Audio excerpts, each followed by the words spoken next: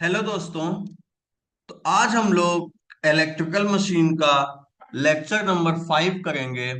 और हम लोग डील कर रहे थे मैग्नेटिक सर्किट्स के साथ।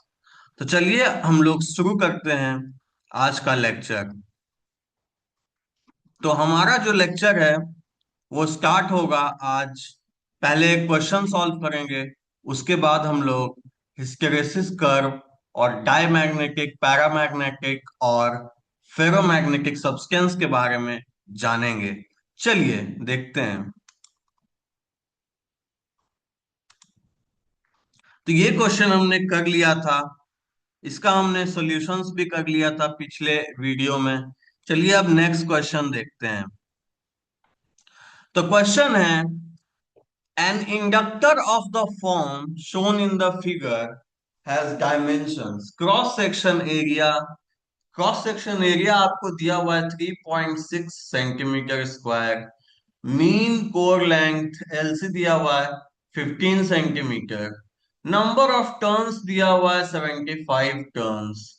Assuming a core permeability of mu equal to 2100 mu naught and neglecting the effect of leakage flux and fringing fields, calculate the air gap length required to achieve an inductance of 6 millihenry। यानी कि आपको inductance दिया हुआ है, आपको air gap length निकालना है। तो सबसे पहले तो हम लोग रिलक्टेंस ऑफ द कोर निकालेंगे। तो रिलक्टेंस ऑफ द कोर क्या होता है? RC equal to L C upon mu A C. तो एल सी कितना दिया हुआ है? 15 सेंटीमीटर यानी कि 0.15 मीटर। म्यू है हमारा 2100 म्यू नॉट यानी कि 2100 multiply by 4 pi into 10 to the power -7, because permeability of free space यही होता है। AC 3.6 सेंटीमीटर स्क्वायर, तो 3.6 इंटू 10 to the power -4 करेंगे। सॉल्व करेंगे तो कुछ आएगा 157,891.8086 एम्पियर टर्न पर वेबर। ये आएगा हमारा रिलक्टेंस ऑफ द कोर। चलिए अब आगे देखते हैं नेक्स्ट स्टेप क्या है। नेक्स्ट स्टेप हम लोग जानते हैं कि F equal to five into R C plus R G equal to N I होता है। अब इंडक्टेंस का वैल्यू, इंडक्टेंस का फॉर्मूला भी हम लोगों ने पढ़ रखा है। ये कि L equal to lambda by I, जहां पे लैम्डा होता है फ्लक्स लिंकेज। फ्लक्स लिंकेज को हम लोग एन फाइव बाई आई भी लिख सकते हैं, lambda equal to N five. तो एन बाई आई को निकालेंगे, फाइव को कैसे लिखेंगे? फाइव को यहां से कैसे लिखेंगे? N I by R C plus R J लिख सकते हैं। N I by R C plus R J, ये वाला ऊपर वाले से N I by R C plus R G. N I से आई मर गया तो होगा N square by R C plus R J. ये फॉर्मूला हमने पहले भी देख रखा है, इसीलिए अगर ये फॉर्मूला आपको डायरेक्ट भी याद है तो आप सॉल्व कर सकते हो। तो एल हमको पता है 6 मिली हेनरी, 0.006। आरसी हमने निकाल रखा, आरजी हमें नहीं पता। एन स्क्वायर, एन 75 है तो 75 का स्क्वायर यहाँ पे कर देंगे। अब आप सॉल्व करके आप आरजी तो निकाल ही सकते हो। सॉल्व किया तो कैसे होगा? 75 स्क्वायर बाई 0.006 माइनस ये आरसी। तो सॉल्व करके हम लोग आरजी निकाल लेंगे। अब आरजी क्या होता है? L G by mu not into A G. क्योंकि reluctance of the air gap निकालना है तो कैसे करेंगे? Length of the air gap by mu not into A G. तो एल जी होगा, वो होगा mu not into A G into जो भी आएगा। इसको सॉल्व करने के बाद ये वाला वैल्यू आएगा 779,608.1914। अब म्यू नॉट हमको पता है 4 pi into 10 to the power -7 होता है। एजी हम जो एसी है वही एजी होगा, क्योंकि एसी और एजी सेम होता है। और उसके बाद ये वाला वैल्यू को हम लोग लिखेंगे, आएगा 0.3526 mm। क्या आएगा? 0.3526 mm। तो यही तो निकालना था, length of the air gap निकालना था शायद। हाँ, एयर गैप लेंथ। हाँ, तो एयर गैप लेंथ निकल गया 0.3526 mm। चलिए अब नेक्स्ट कॉन्सेप्ट पे चलते हैं। अब सबसे इंपॉर्टेंट, हमने अभी मैग्नेटिक सर्किट्स को डील कर रहे हैं, तो मैग्नेटिक मटेरियल्स में मैग्नेटिक प्रॉपर्टीज किस वजह से आता है, हम लोग उस पे बात कर लेते हैं। तो एक थ्योरी है, ये थ्योरी हम लोग एक्चुअली स्टैंडर्ड 11 ट्वेल्थ में भी पढ़ते हैं और अभी भी पढ़ रहे हैं। ये है हमारा डोमेन थ्योरी। ये क्या है हमारा? Domain theory. तो डोमेन थ्योरी क्या कहता है कि जो मैग्नेटिक मटेरियल्स होते हैं, ये मैग्नेटिक मटेरियल्स ये मैग्नेटिक मटेरियल्स में जो अंदर में सब अंदर में जो मैग्नेटिक मटेरियल्स के अंदर में जो ये मटेरियल्स होते हैं वो मैग्नेटिक वो डोमेन्स के फॉर्म में अलाइंड होते हैं। किसके फॉर्म में अलाइंड होते हैं? डोमेन्स के फॉर्म में। The domain theory of magnetism is a concept used to explain how magnetic materials behave on a microscopic level। अब ये जब आपको डोमेन्स को देखना होगा तो आपको माइक्रोस्कोपिक लेवल पे आप देखेंगे। ये माइक्रोस्कोपिक लेवल पे ये एक एजम्पशन है, ये एक थ्योरी है कि मैग्नेटिक मटेरियल्स जो हैं डोमेन्स के फॉर्म में अलाइंड होते हैं, रैंडमली अलग अलग डोमेन्स के फॉर्म में होते हैं। जैसे अलग अलग, जैसे एक लोकेलिटी है, एक कॉलोनी है, वहां पे अलग अलग घर होते हैं, वैसे ही मैग्नेटिक मटेरियल्स के अंदर अलग अलग डोमेन्स बने हुए होते हैं। अलग अलग अलग अलग क्या कहते हैं, अलग अलग घर होते हैं या फिर अलग अलग लोकेलिटीज होते हैं वहां पे। It helps to understand why some materials are magnetic while others are not। अब ये जो अलग अलग लोकेलिटीज है, इसी से हमें समझ में आता है कि कुछ मटेरियल्स मैग्नेटिक क्यों होते हैं और कुछ मैग्नेटिक क्यों नहीं होते हैं। And how the magnetic properties of materials can be influenced by external factors like temperature and magnetic fields. ये भी इंपॉर्टेंट है।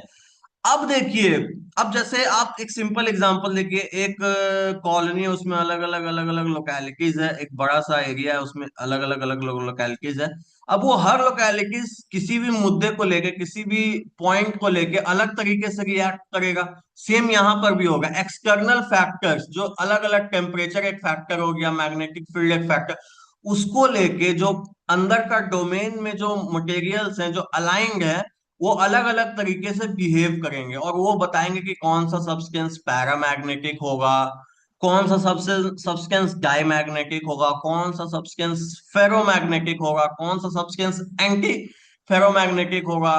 इस तरीके से बहुत सारे मटेरियल्स होते हैं, उसे हम लोग डील करेंगे। तो जब अनमैग्नेटाइज्ड होता है तो सब देखिए रैंडमली अलाइंड होता है। इस वाले डोमेन में इधर अलाइंड है, इस वाले डोमेन में इधर अलाइंड है, इस वाले डोमेन में इधर अलाइंड है, इस वाले डोमेन में इधर अलाइंड है। सब रैंडमली अलाइंड होता है, जिसकी वजह से क्या होता है, नेट मैग्नेटिक फील्ड जो होता है वो जीरो होता है। नेट मैग्नेटिक फील्ड जो होता है जीरो होता है, क्योंकि सारा अलाइनमेंट को रिजल्टेंट जो होता है वो जीरो होता है, तो नेट मैग्नेटिक फील्ड भी जीरो होता है। अब जब वो मैग्नेटाइज हो जाता है किसी एक्सटर्नल फैक्टर्स की वजह से, तो देखिए सब एक डायरेक्शन में अलाइंड हो जाता है। इस वाले में देखिए मैग्नेटाइज जहां लिखा हुआ है, एक डायरेक्शन में सब अलाइंड हो गया। बस एक ये वाला और ये वाला, कुछ मतलब तीन चार ही हैं जो अनअलाइंड है, बाकी सब के सब एक डायरेक्शन में अलाइंड हो चुके हैं। चलिए अब नेक्स्ट स्लाइड देखते हैं। तब उसी को मैंने एक्सप्लेन किया है। Magnets consist of small magnetic groups referred to as magnetic domains. With each domain, the magnetic moments reinforce each other, creating a net magnetic field. In an unmagnetized material, these domains are randomly oriented, resulting in the cancellation of their magnetic fields at the microscopic level. So the material exhibits little to no magnetisation. बोला था ना, unmagnetised material में ये domains randomly oriented होते हैं, जिससे क्या होता है, उनका मैग्नेटिक फील्ड्स को कैंसिल कर दिया जाता है, इसीलिए क्या होता है, कोई मैग्नेटाइजेशन नहीं होता है। When a magnetic field is applied to the material, जब हम लोग एक्सटर्नल फैक्टर, मैग्नेटिक फील्ड एक एक्सटर्नल फैक्टर आ गया, अब एक मैग्नेटिक फील्ड हम लोग मटेरियल में अप्लाई कर रहे हैं, the magnetic domains tend to align with the field direction. This alignment causes the material to become magnetized। अब ये alignment जो है materials को magnetized बना देता है, with the domains pointing in the same direction as the external field। तो domains जो है सब सेम डायरेक्शंस में होता है जैसे फील्ड का डायरेक्शन होता है। यहाँ पे हमने एक छोटा सा एग्जांपल दिखाया है कि internal magnetisation, external magnetic field जब हम लोग अप्लाई करते हैं तो उससे कैसे कैसे बदलता है। जैसे जैसे एक्सटर्नल फील्ड अप्लाई कर रहे हैं, इंटरनल मैग्नेटाइजेशन बढ़ता जा रहा है, बढ़ता जा रहा है, और एक पॉइंट पे आके सैचुरेट कर रहा है। बढ़ता जा रहा है, ऐसा नहीं कि इनफाइनाइट बढ़ेगा, एक पॉइंट पे आके सैचुरेट कर देगा, क्योंकि मटेरियल का भी प्रॉपर्टी मैटर करता है। और इसी इसी वजह से हम लोग को ये पढ़ना पड़ रहा है मैग्नेटिक सर्किट्स। अब पैरामैग्नेटिक सब्सटेंस में क्या होता है? पैरामैग्नेटिक सब्सटेंस में जब आप मैग्नेटिक फील्ड को अप्लाई करते हैं तो वो सब इस तरीके से अरेंज हो जाता है, इस फैशन में। देखिए ये आएगा, उस सब्सटेंस से होके गुजरेगा, आएगा उस सब्सटेंस से होके गुजरेगा। क्योंकि ये क्या होता है, जिस डायरेक्शन में मैग्नेटिक फील्ड लगाए हैं उसी डायरेक्शन में वो अलाइन कर देता है सारे मैग्नेटिक, सारे डोमेन, डोमेन के अंदर जितने भी मैग्नेटिक मटेरियल्स हैं उसको उसी डायरेक्शन में अलाइन कर देता है। डायमैग्नेटिक में अपोजिट डायरेक्शन में अलाइन करता है। देखिए मैग्नेटिक फील्ड इस डायरेक्शन में अप्लाई किए हैं और ये जा इस डायरेक्शन में रहा है, तो क्या है, डायमैग्नेटिक में अपोजिट डायरेक्शन में अलाइन कर देता है। इसीलिए देखिए ये बाहर से भागना चाह रहा है, ये मैग्नेटिक ये जो मैग्नेटिक फील्ड है ये देखिए बाहर से भागना चाह रहा है क्योंकि अपोजिट डायरेक्शन में अलाइन कर दिया है। फेरोमैग्नेटिक में भी सेम डायरेक्शन में ही अलाइन करता है जैसे पैरामैग्नेटिक में करता है, बट पैरामैग्नेटिक में थोड़ा क्या करता है, थोड़ा कम करता है, और फेरोमैग्नेटिक में थोड़ा ज्यादा करता है। फेरोमैग्नेटिक थोड़ा ज्यादा स्ट्रांगली अलाइन करता है, यही डिफरेंस है फेरोमैग्नेटिक और पैरामैग्नेटिक में। और डायमैग्नेटिक तो करता ही नहीं, ऑपोजिट डायरेक्शन में अलाइन कर देता है। अब देखिए एक तो हो गया मैग्नेटिक फील्ड का इफेक्ट, अभी हमने देखा। अब टेम्परेचर का इफेक्ट देखते हैं मैग्नेटिज्म पे कैसे होता है। At higher temperature thermal energy disrupts the alignment of magnetic domains causing them to become less ordered. Obviously temperature बहुत ज्यादा करेंगे तो थर्मल एनर्जी की वजह से मैग्नेटिक डोमेन्स का अलाइनमेंट डिसरप्ट हो सकता है, जिसकी वजह से मैग्नेटिज्म लूज भी कर सकता है। Eventually, above a certain temperature called the Curie temperature, Curie temperature के मतलब एक पर्टिकुलर टेम्परेचर होता है, उसके ऊपर अगर हम लोग चले जाएंगे जिसको क्यूरी टेम्परेचर बोलते हैं, the material loses it's magnetic property. Material क्या करता है, वो अपना मैग्नेटिक प्रॉपर्टी को लूज कर देता है, और इस क्यूरी टेम्परेचर के ऊपर जाने के बाद फेरोमैग्नेटिक सब्सटेंस भी पैरामैग्नेटिक बन जाता है। तो ये बहुत इंपॉर्टेंट है क्यूरी टेम्परेचर। क्यूरी टेम्परेचर क्या है, वो टेम्परेचर जहां पे मटेरियल अपना मैग्नेटिक प्रॉपर्टीज को लूज कर देता है, फेरोमैग्नेटिक सब्सटेंस पैरामैग्नेटिक बन जाता है। अब हमको इस, अब देखिए डायमैग्नेटिक, पैरामैग्नेटिक, फेरोमैग्नेटिक समझ में आ गया। अब हम लोग सिर्फ फेरोमैग्नेटिक सब्सटेंस के साथ ही डील करेंगे क्योंकि इलेक्ट्रिकल मशीन में फेरोमैग्नेटिक सब्सटेंस सबसे इंपॉर्टेंट है। अभी हमको पैरामैग्नेटिक और डायमैग्नेटिक के साथ डील नहीं करना है। तो चलिए, फेरोमैग्नेटिक सब्सटेंस में खास बात क्या होती है? फेरोमैग्नेटिक सब्सटेंस में लीनियर रिलेशनशिप नहीं होता है बी और एच का। मैंने पहले भी एक्सप्लेन किया था, B equal to mu H, जहां पे म्यू क्या है, कुछ कांस्टेंट है, लेकिन ये लीनियर रिलेशनशिप नहीं होता है। अब वो वक्त आ गया जब मैं उसका जो हिस्टैरिसीस लूप बनता है उसको एक्सप्लेन करूं। इसमें लीनियर रिलेशनशिप नहीं होता है। पैरामैग्नेटिक में यही डिफरेंस है कि उसमें लीनियर रिलेशनशिप बन जाता है up to a particular point. यहाँ पे लीनियर रिलेशनशिप नहीं दिख रहा, आप इस ग्राफ को देख सकते हैं, यहाँ पे कोई लीनियर रिलेशनशिप नहीं है। अब चलिए देखते हैं हिस्टैरिसीस लूप होता क्या है। Hysteresis loop represents the relationship between magnetic flux density and the magnetising force. Magnetic flux density और मैग्नेटाइजिंग फोर्स के बीच में एक रिलेशनशिप है, उसको बोलते हैं hysteresis loop. It explains the magnetisation and demagnetisation behaviour of ferromagnetic. मैंने पहले भी कहा फेरोमैग्नेटिक मटेरियल में हिस्टैरिसीस लूप का स्टडी होता है। अब देखिए मैग्नेटाइजेशन और डीमैग्नेटाइजेशन बिहेवियर हम लोग फेरोमैग्नेटिक मटेरियल में स्टडी करेंगे। The loop is form because the magnetic flux density lags behind the applied magnetising force. अगर जैसे जैसे हम लोग मैग्नेटाइजिंग फोर्स अप्लाई कर रहे हैं वैसे वैसे अगर मैग्नेटिक फ्लक्स डेंसिटी चेंज होता तो हमको लूप को स्टडी करने का जरूरत ही नहीं था, लेकिन ऐसा होता नहीं है। मैग्नेटिक फ्लक्स डेंसिटी लैग करता है मैग्नेटाइजिंग फोर्स से, मतलब मैग्नेटाइजिंग फोर्स हम लोग लगाएं तो मैग्नेटिक फ्लक्स डेंसिटी पीछे से आता है, मैग्नेटाइजिंग फोर्स घटाएं तो मैग्नेटिक फ्लक्स डेंसिटी उस प्रोपोर्शन में घटता नहीं है।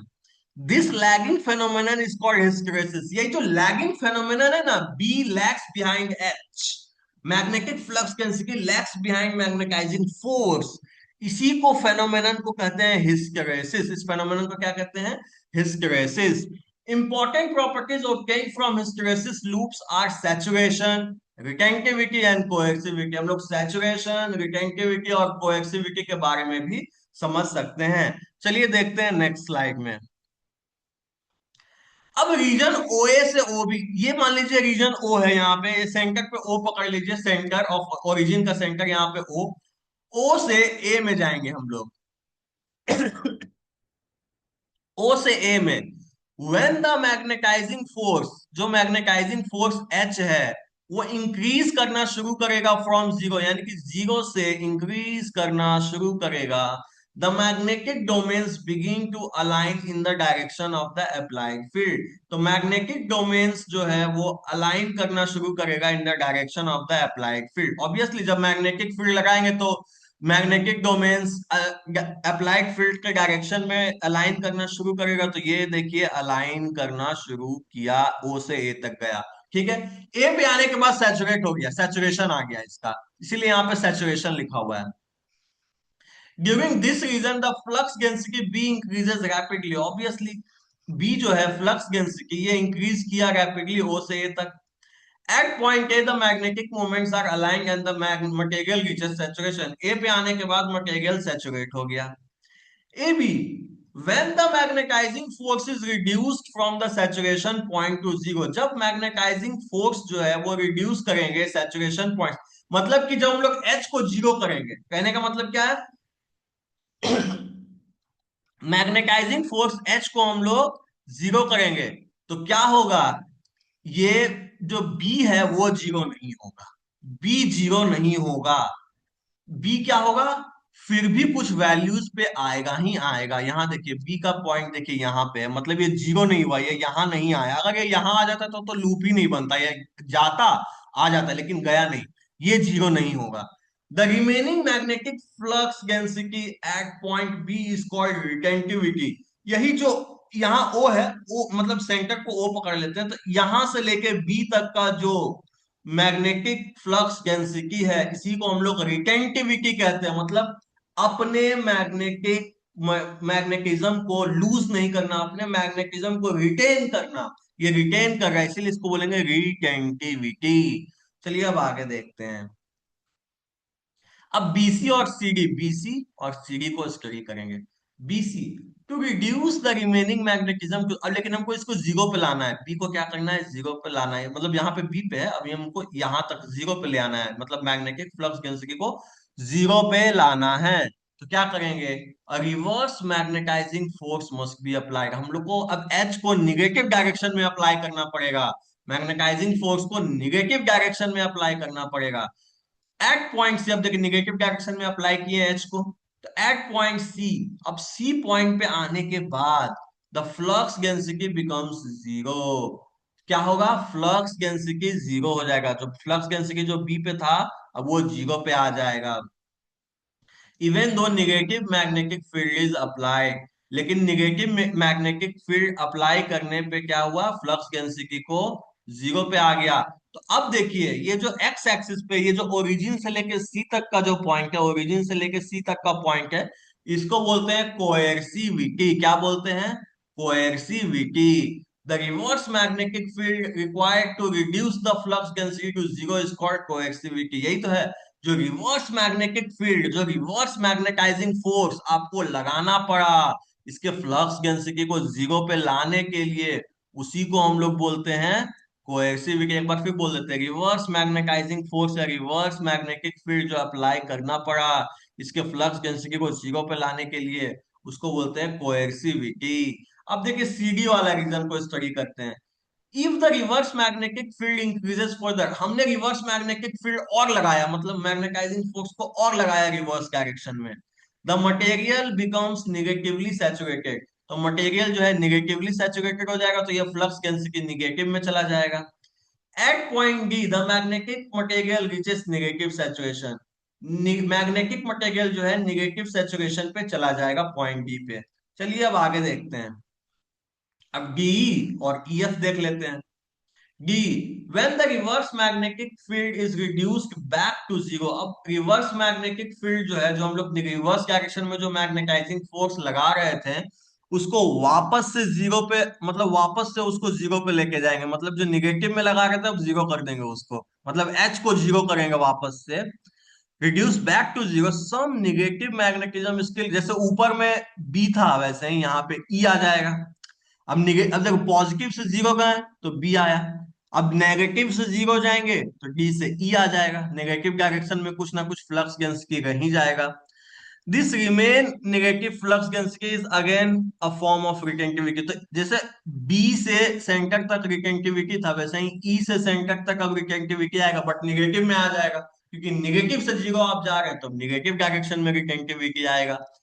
अब here to remove this negative magnetism, इस ई से एफ में जाना है, मतलब नेगेटिव मैग्नेटिक फ्लक्स डेंसिटी को जीरो पे लेके जाना है। To remove this negative magnetism अब positive magnetic field must be applied, अब हमको पॉजिटिव मैग्नेटिक फील्ड अप्लाई करना पड़ेगा। चलिए अप्लाई करते हैं। Further increase in magnetic field again drives the material towards the positive saturation. At point F the flux density becomes zero again, obviously जैसे C पे आकर जीरो हुआ था फ्लक्स डेंसिटी, वैसे ही एफ पे आकर जीरो हो जाएगा। और इंक्रीज करेंगे अगर हम लोग मैग्नेटाइजिंग फोर्स को, तो फिर से वो पॉजिटिव सैचुरेशन ए पे जाएगा, और फिर से वो बी पे आएगा, फिर से सी पे आएगा, फिर से डी पे आएगा, ई एफ, ये एक लूप बना देगा, इसी को बोलते हैं हिस्टेरेसिस लूप। और जो फेनोमेनन है जिसमें बी हमेशा लैग करता है एच से, उसको बोलते हैं हिस्टेरेसिस। यही है हिस्टेरेसिस लूप। मजे की बात यह है कि हिस्टेरेसिस लूप का कोई आइडेंटिकल वैल्यू नहीं, मतलब यूनिक वैल्यूज नहीं होता है। जैसे कोई एक पॉइंट आप पकड़ लीजिए एच, तो एच का कोई यूनिक वैल्यू नहीं है। एच के देखिए तीन वैल्यूज हैं, एक तो ए से एफ वाले पे है, दूसरा ए से बी वाले पे है, और ये एक डॉटेड लाइन है यहाँ पे भी एक वैल्यू है। तो किसी भी एक पर्टिकुलर एच के लिए आपको एक यूनिक बी नहीं मिलने वाला है। वो डिपेंड करता है कि आपका जो मटेरियल है वो मैग्नेटाइज हो रहा है या डिमैग्नेटाइज हो रहा है, उस हिसाब से आपको वैल्यू को चूज करना पड़ेगा। यूनिक बी कभी नहीं मिलेगा आपको इस हिस्टैरिसीस कर्व में। चलिए अब आगे देखते हैं। तो सैचुरेशन सबसे इंपॉर्टेंट पॉइंट क्या क्या मिला हमको, एक सैचुरेशन मिला, the condition when nearly all magnetic domains are aligned in one direction, ये पॉइंट सैचुरेशन का पॉइंट। ये पॉजिटिव में सैचुरेशन और ये रहा नेगेटिव में सैचुरेशन, ए और डी, ए पॉजिटिव में सैचुरेशन, डी नेगेटिव में saturation. The condition when nearly all magnetic domains are aligned in one direction is called saturation. Retentivity, the ability of a material to retain magnetism. तो material का ability to retain magnetism even after removal of the external magnetic field, मतलब H को आप zero भी कर दो तब भी मैग्नेटिज्म रहता है, उसको बोलते हैं रिटेंटिविटी। अब coercivity, the reverse magnetic field required to reduce the flux density to zero. तो जो रिवर्स में आपको मैग्नेटिक फील्ड अप्लाई करना पड़ा आपको फ्लक्स डेंसिटी को जीरो लाने के लिए, उसको बोलेंगे coercivity. Materials with high coercivity are used to make permanent magnet. जब आपको परमानेंट मैग्नेट पीएमएसएम में यूज होता है, permanent magnet synchronous machine, PMSM में परमानेंट मैग्नेट यूज होता है, वहां पे आपको हाई कोएक्सिविटी वाला मटेरियल चाहिए। Materials with low coercivity are use for transformer and machine core. Transformer के कोर या फिर मशीन के कोर को डिजाइन करने के लिए आपको लो कोएक्सिविटी वाला मटेरियल चाहिए। तो ये था हमारा आज का लेक्चर, यहीं पे खत्म करते हैं। अगले लेक्चर में फिर एक क्वेश्चन सॉल्व करेंगे इससे रिलेटेड और आगे के कॉन्सेप्ट्स को पढ़ेंगे। तब तक के लिए प्लीज चैनल को लाइक और सब्सक्राइब कर दीजिए। Thank you.